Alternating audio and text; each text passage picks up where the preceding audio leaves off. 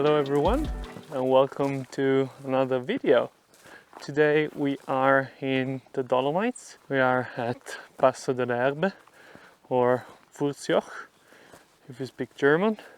It's a very famous place in the Italian Dolomites, and today I'm actually gonna shoot film. The main reason I'm here today is because I received a very special camera. It's a film camera that shoots only panoramic images. What's cool about this camera is the massive portion of film that it uses when it produces images. And what a better place to test it out than the Italian Dolomites. Long story short, I decided to get this camera for a very specific project, which I might talk about in the future. And of course, with new cameras and old cameras, like new old cameras, it's always important to try them out, get a feel from them, try to load some film, retrieve some film, and see basically how it works. So I'm gonna be honest, it was very hot and sunny down in the valley, and as soon as I got there, the clouds rolled in. It's pretty miserable right now. It's not raining. It has been raining a little bit. Now it's actually fine, but if you can see here with me, like this is what it looks like right now. And yeah, it's all covered in clouds. There's actually a little bit of room facing west, which is where the sun is gonna be setting right there. So I hope that some light might come through, which will be extremely nice for our photo shoot. Okay, so I'm gonna scout for some compositions. I'm gonna prepare this huge camera and let's see what we find. We've just arrived at the first location I want to check out. It's a very famous spot. I mean, I guess you've seen multiple images from this place with those cool roots and the Pietra Cofo Sasteputia in the background. It's a very cool location. I mean, it doesn't look that glorious from here, but with a wide angle you're gonna get pretty good results. Now, what's tricky about this camera is that it actually shoots it actually shoots 6 by 17 centimeters panoramic format.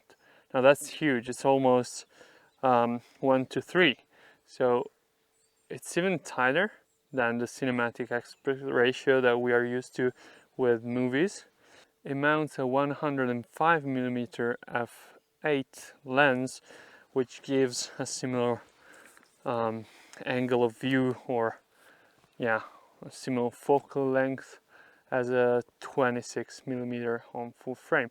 So it's pretty wide. It's not like ultra wide in itself, but because of the aspect ratio, it's going to be very wide. So I chose this spot because it's really near my house. I didn't want to hike a lot with such a huge camera. I mean, it's crazy how much space it took from this bag. I usually carry like 2 full frame bodies and lenses with this, but look at this.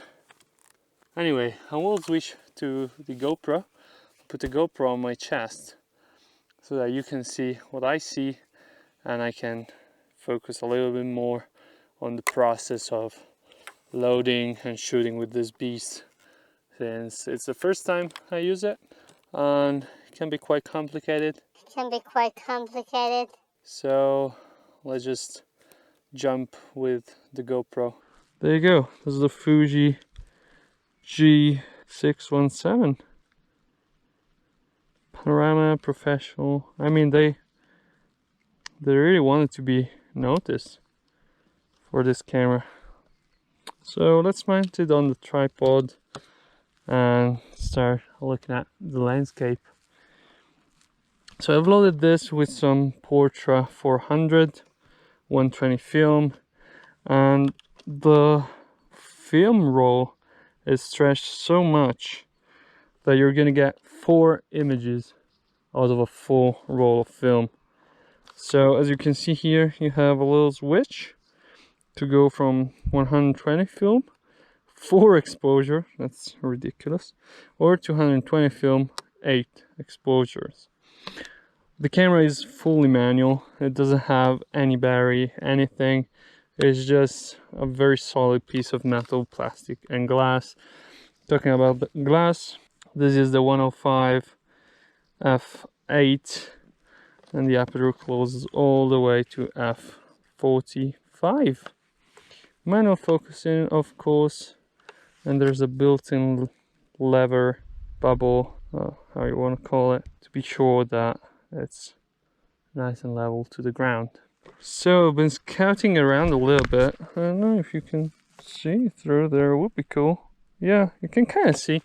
The field of view is very wide, but it's also quite compressed. So you're gonna need, you have to walk a little bit back to get most of it.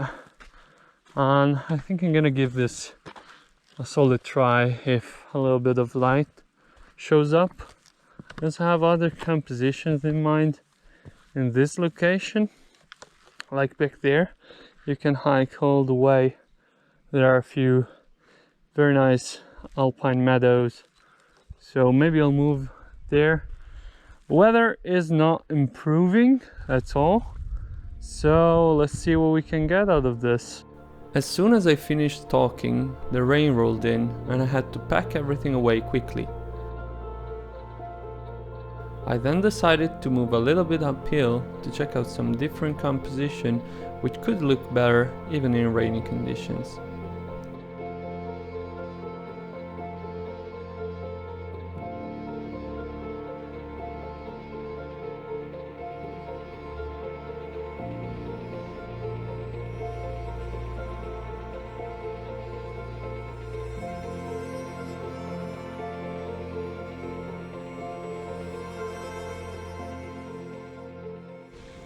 So I've stopped to this nice bend of the trail where a few of those typical mountain houses are, and as you can see there's a nice breach in the clouds up there, and I'm hoping that I can get some backlighting on the scene.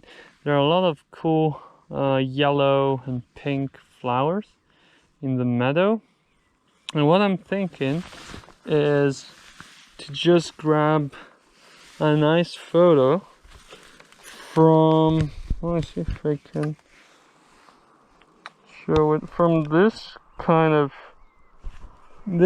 view, to include both the houses, a little bit of this vegetation, all the mountains in the background, and the top of that mountain. Now keep in mind, this is the first attempt with this camera. I've never used it. I've never seen how the viewfinder correlates with the final image, but I guess it's kind of cool. Like, if I manage to pull off the vegetation from the top of those mountains and I manage to crop a little bit of top, it's gonna be great. So the plan is taking the tripod, put it there somewhere, and then use this app to meter the light. Now how this works is you're gonna put the ISO, which is 400, Portra 400, the f value, which is gonna be pretty narrow. We're gonna go f32 on this. You're gonna meter for actually the houses. Like with film, you don't want to meter on the brightest part of the image most of the time, because it's a little bit better to overexpose. So I'm gonna meter this, and it's telling me 1/20th or 1/25th, 1/30th of a second. So I'm gonna go with 1:15, and we'll go from there.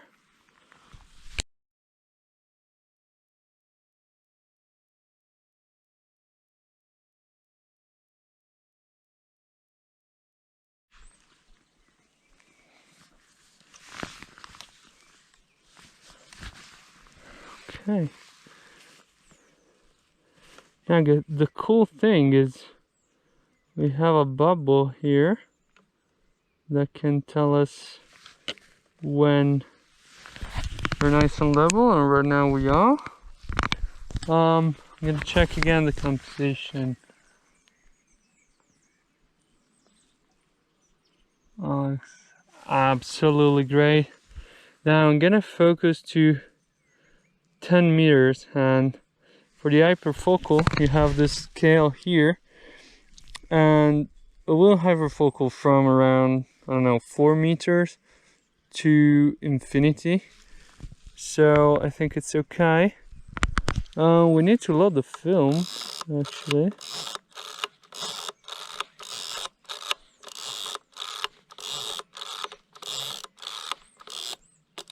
Holy shit. And there's a 1. Now double check everything. 1/50th of a second. F32, focusing 10 meters in.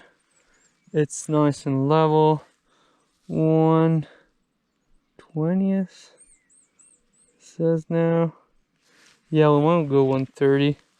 Some light has come out. But still we're gonna use cable release. Let's go 1/30th and see how it goes. If it's a little bit overexposed, it's not gonna be that bad. Okay. Now we'll load the shutter. 3, 2, 1.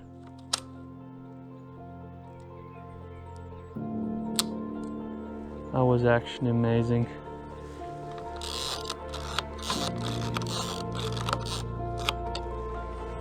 Wow. So this is the scan I received from my usual 35mm lab, where they used a flatbed scan. As you can see here, the image quality is very bad and there are a lot of weird artifacts around. There are also some magenta and green color casts, which makes the overall file pretty cheap. Now this is where Yanis from Wescanfilm comes into play. Wescanfilm is a service that provides high quality drum scanning for when resolution and quality really matters. When I got the scans back, the difference between the two files was unreal. No weird artifacts and outstanding quality from corner to corner. Wescanfilm TIFF files can get pretty huge, but you'll see more about that later on. As you can see, the sun is going below this huge mass of clouds. It's still raining a little bit, there are a few drops, but now the light will actually be able to access to the mountains, so we will move back to the location where we started and try to take a photo there now that the light is coming out. Let's go. Now we have quite a lot of direct sunlight. Oh, we have changed the scene a lot. It's so weird, it's raining but still like a gorgeous golden light that's coming in. I have my Rollei 35S in my bag. I really want to take a photo of this with all the flowers. You're not gonna see this photo in the video, but you can find it on my analog photography Instagram at analog Mickey. So if you want to see it, this and all the other ones, you can find it there.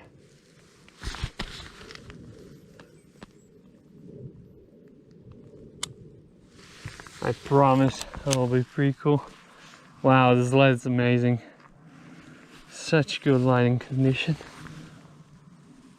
Look at all these flowers, colors. Yeah. Anyway, leaving the big camera here is making me anxious, so let's keep shooting the Fuji G617 before the lights goes away. I shot with this bright light, with bright side light on the houses here, so I think I'm gonna go for it. I mean, let's level this bad boy out. That's nice and level. Have this nice leading line there. I find it actually pretty cool. Now what I have to do is meter again, because of course it's way different. So right now it says 1/40th for that. We'll stick with 1/30th of a second. We are metering on 5 this time. We have a nice sharp frame. Now I need to screw this in and go for another one. The light is now past. I'm gonna wait a touch more, see if we got the light back. Hey, you know when someone up there really loves you? I was about to press the shutter and look at this. Woo! That's not good. That's not good at all. So as you can see, it's still raining. There's still very diffuse light, which, I mean, I can actually shoot this anyway, but I had hoped I would have got a little bit more light. I don't think it's happening, by the way. So yeah, I think we're shooting it anyway now with this last light on the distant tree hills, and see what we got.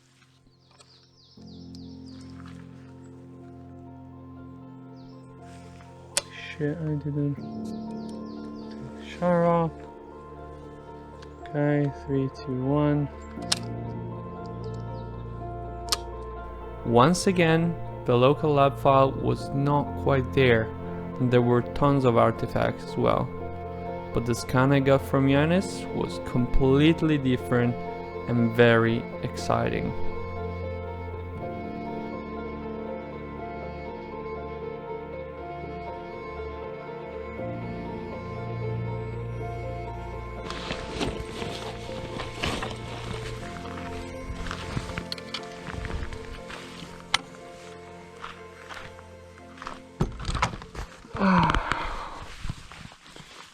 While it's still raining and the light is coming and going and the conditions are not ideal for shooting this amazing landscape, I do want to spend a few words about why I chose this huge panoramic camera for my workflow.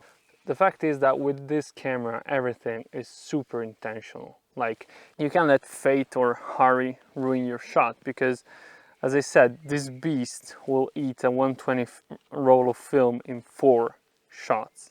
And like, apart from the actual cost of that, because one roll is around, I don't know, 10 to 15 euros, even more when it's a very special film. But apart from that, it's not going to allow you to do multiple shots and reframe what you framed incorrectly. Like, of course, with film, that's what's cool about it, like being very intentional, choose the composition, check everything again, and then wait for the result. Like, the anticipation you get from shooting film is absolutely amazing. And I chose this camera for two reasons. First, because my incoming project is going to be about landscapes. It's going to be about panoramic images. And I did want the best image quality possible. Now, the second reason is that I didn't want to faff around like scanning multiple film shots together in digital to then do a pano. Like I could have done that with any medium format like 6x6 camera, like the Hasselblad 500C for example. I could have taken a few square images and then put them together. Like at the end of the day, if you take three, you're gonna have a 3:1 aspect ratio.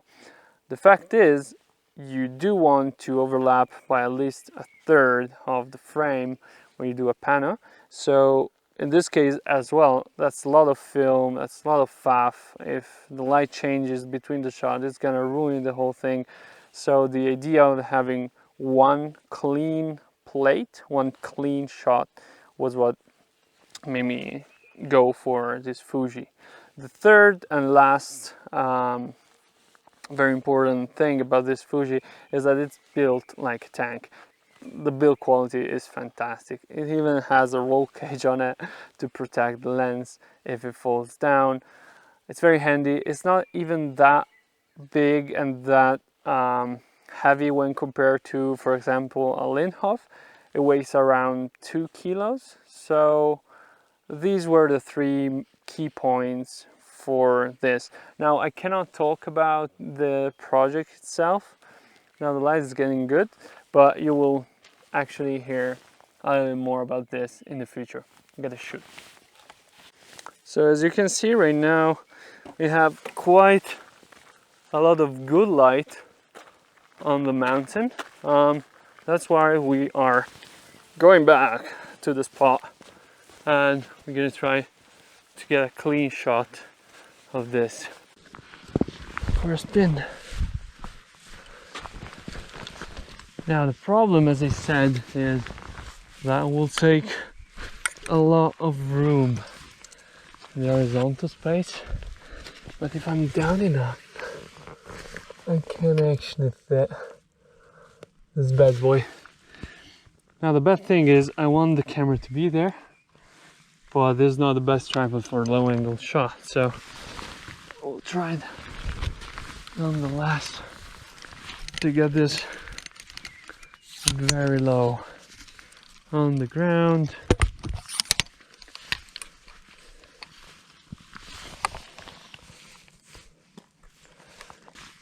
Weird here.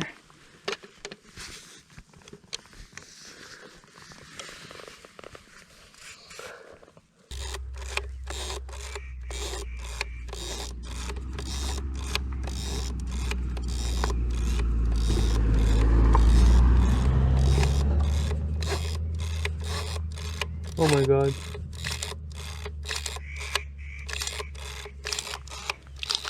Holy shit. That retrieves the film right away, right?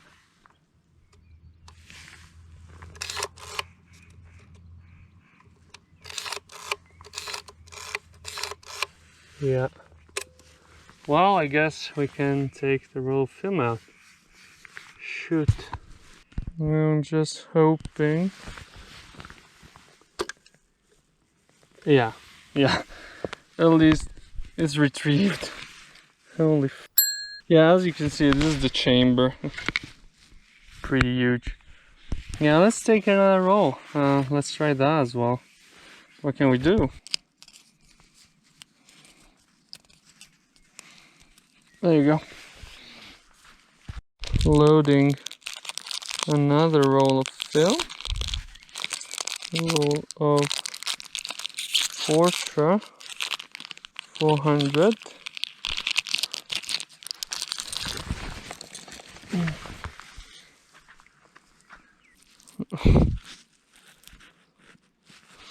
They're the most expensive exposures I've ever done. Anyway, let's just load this now.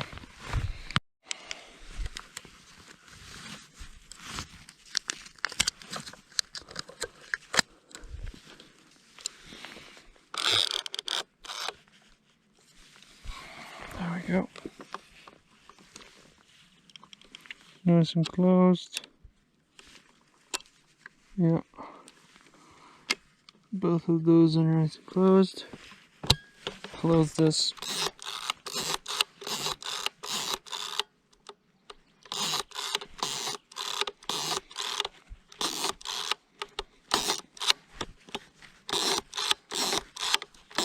So what is happening right now is that it does not advance the film anymore. I don't know where the problem is. Maybe it didn't quite get it nice into this, but I don't know if I can save it now. I have a 15 euros portra film in there.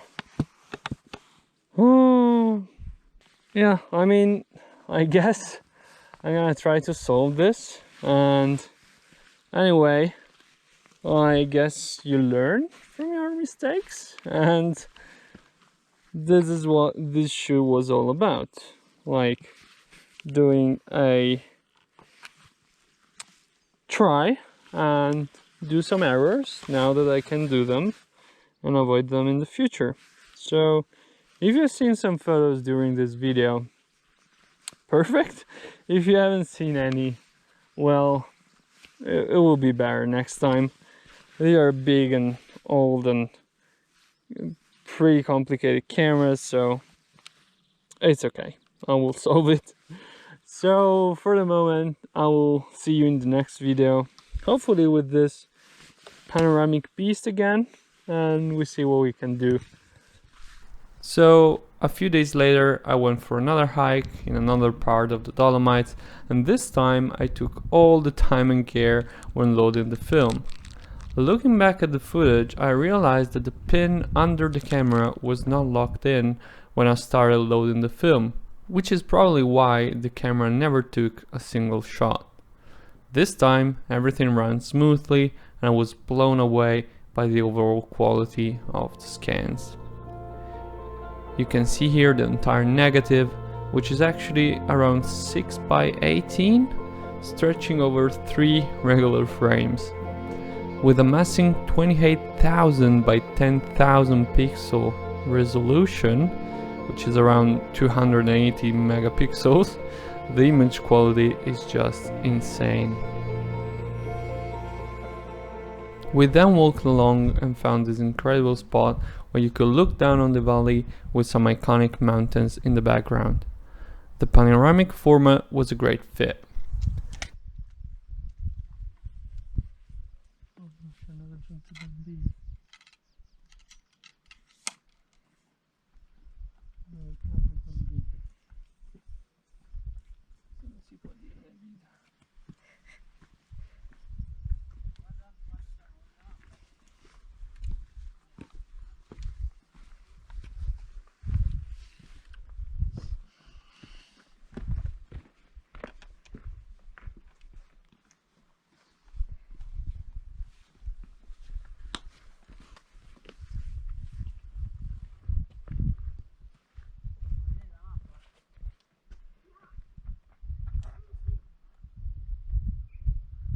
Big heat clouds were rolling in and moving away all the time, so it was a matter of patience and endurance to get the right light.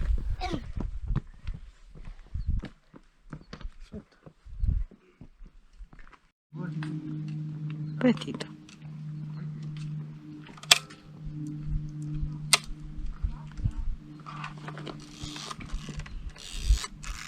I took the first shot and definitely included a little bit too much sky.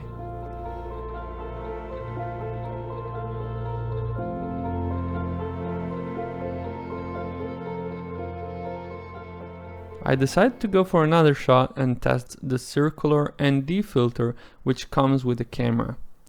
It is supposed to compensate for the harsh dark vignetting typical of this lens, and it stops down the light in the middle of the lens by 2 stops.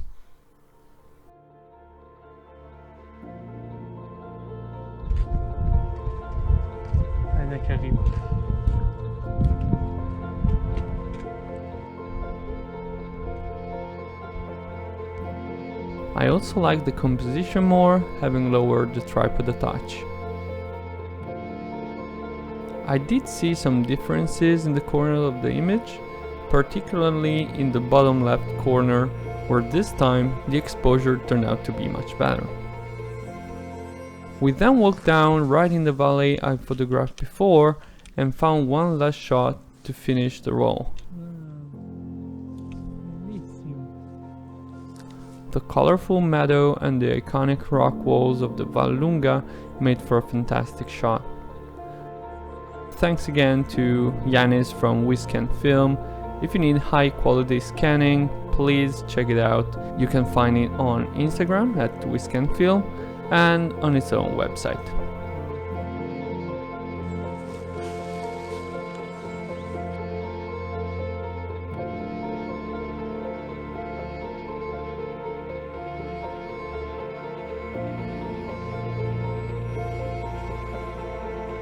I was finally relieved when I got all the scans back from the lab. The camera is working great and I'm one step closer to my very personal photography project. But more about that in the future. Until next time, ciao!